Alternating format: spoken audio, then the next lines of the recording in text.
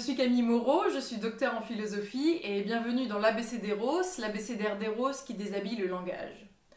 Aujourd'hui, j'avais envie de plonger un peu plus avant dans la science réjouissante et divertissante qu'est l'étymologie, en me questionnant sur le sens d'un mot particulier, celui de quéquette. D'où vient le mot quéquette ?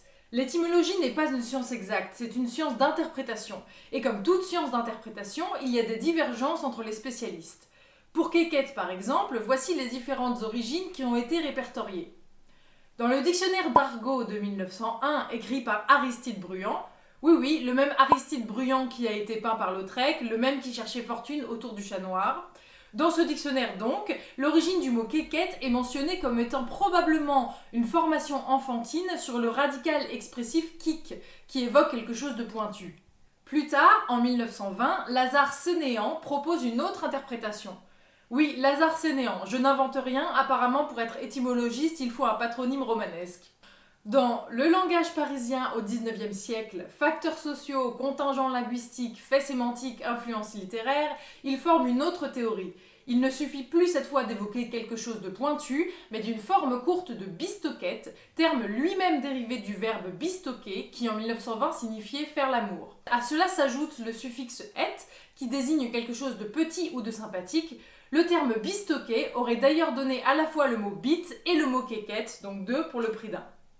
On constate donc que deux étymologistes peuvent donner deux versions très différentes de l'origine d'un mot. La répétition, en revanche, est unanimement attribuée à la langue enfantine. Le côté enfantin de la répétition peut se constater dans d'autres domaines, comme dans celui de la nourriture par exemple, on trouve un miam-miam, du lolo, des bonbons, ou celui des jouets, doudou, tut-tut, joujou, nounours, etc.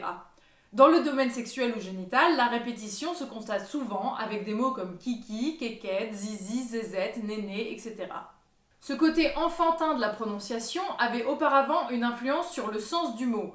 Kékette signifiait avant le sexe d'un jeune garçon ou d'un bambin. Dans la définition actuelle du mot kékette, cet aspect a disparu et est tout simplement défini comme un synonyme de verge ou de pénis. L'aspect infantile est réservé à l'usage du mot et non plus à sa définition. Et vous, apprenti érotologue, vous en pensez quoi ? N'hésitez pas à commenter, quant à moi je vous donne rendez-vous dans 2 semaines pour la suite de notre abécédaire.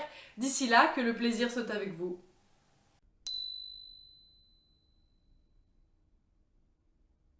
Réjouissante et